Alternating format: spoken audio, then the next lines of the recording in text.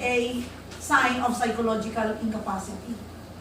At most, it can be used, alcoholism, drug abuse, lesbianism, ano ba yun? Homosexuality, etc. They are impotency, etc. They are grounds for, ano yan? Legal separation. But when they become so, ano tawag doon, they are taken together, sama-sama na sila, and they are so graven, etc., they can be considered psychological incapacity depending on how good your lawyer is. No? Lasenggo na, nananakit pa ng asawa, di ba? Ano tawag dyan? He is even the one getting customers for the wife, di ba? Prostituting the children. Meron mga amang ganyan. Or committing acts of lewdness and lasciviousness against their own children, di ba? Or against the children of the wife or the other spouse, di ba? Meron ganyan? You know, not all people get married without children, di ba? Hindi parehong binatay yan. Meron yung byuda, meron yung annulled. Siyempre may mga anak na nanauna, may anak din siya, di ba? O, if you commit atrocities against the children of your spouse of her previous marriage or against your common children, the same ang effect. Alright, so that is the administrative order, administrative matter 0011-01-SC. No? Alright. Now, how about te versus te? Ano naman ang problema dito? Banking yan. So, this is the case where the Supreme Court said that it's a case of complaint for declaration of nullity based on psychological incapacity must be treated separately, no? Case-to-case basis, no? The grounds in one the situation in one case may not be the same as in another case. And what is the problem in te versus te? So, ano yung kanyang citation?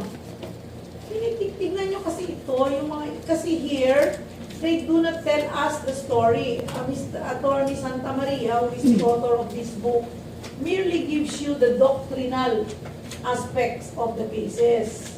Because it is understood that you will be the one to go over. Oh, bakit hindi mo malaman, sir? You just open. Sino hindi pa marunong mag-open ng ano natin turuan ni Miss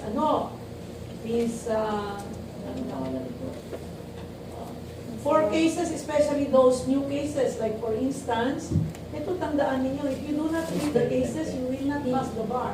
No? You have to master the codal provision, yes.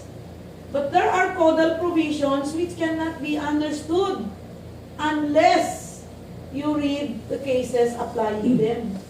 Like for instance, Article 36, what does it say? A marriage may be annulled or declared a nullity based on psychological incapacity of one or both of the parties. Hindi naman yung sinabing both, but under jurisprudence, under cases decided, it could be that both parties are psychologically incapacitated and not only one. Hindi yan nakasulat dun sa, but you can find them in the decisions of the Supreme Court. And the law itself does not define what is psychological incapacity. Where will you find the definition of psychological or incapacity or explanation to psychological incapacity? In the decisions of the Supreme Court. And the decisions of the Supreme Court refer us back to the decisions also of the National Matrimonial Tribunal of the Catholic Church. No? And also the Supreme Court, in the discussion of the cases they have decided, they also go to statutory construction, di ba? Oh. And you notice, even if what you read is only this book, you will find out that the author quotes from the decision, quotes the ano ba yun? Discussion of the framers of the party who is the framer of executive, who are the framers of the executive order to Tuna. Who is lang pala, who was. It was only President Cory Aquino, di ba? Because this is just an executive order. It was drafted by wise men na hindi na pangalanan, di ba? By civilists, maybe she consulted so many and then sige, i-draft mo nga yung family code natin, di ba? I-draft mo. And then I will sign the executive order. Alright. So, 36 follows Article 35, no? So, yung Article 35, meron bang mahirap dyan? Na discuss na natin yun. You read the provision on fraud, no? What instances consist fraud? You read the cases where yung concealed pregnancy, for instance, nabasa niyo ba yan? No? No? If you marry somebody who is a little plump,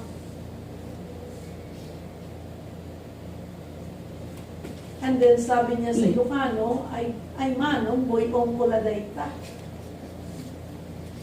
Diba? So you get married. But after 3 months, she gives birth. No? Have you read the cases?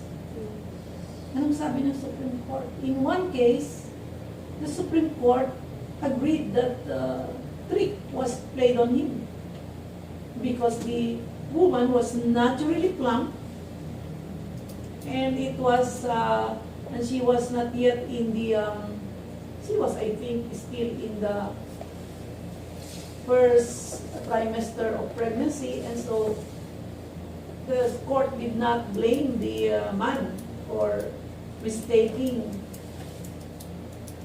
the baby as fat, no? But in another case, kung nagbasa kayo, tinamaan kayo ng magagaling, the Supreme Court even reprimanded the man who complained because he was a no student. And the woman was already in the second trimester of her pregnancy. And the Supreme Court did not believe him when he claimed that he did not know that the woman was pregnant. The Supreme Court, you should know.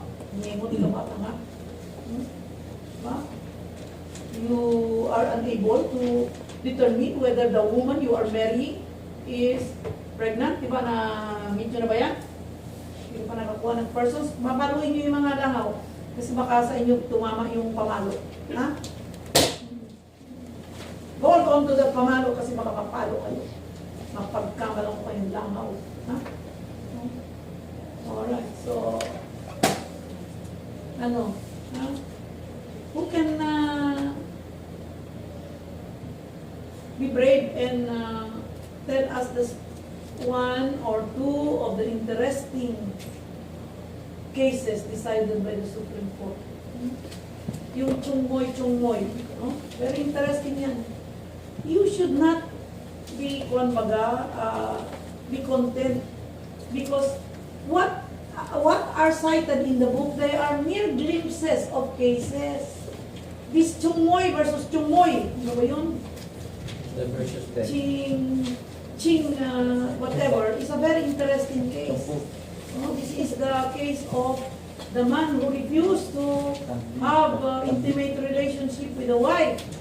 And the Supreme Court agreed that this should be, the marriage should be declared a nullity. So,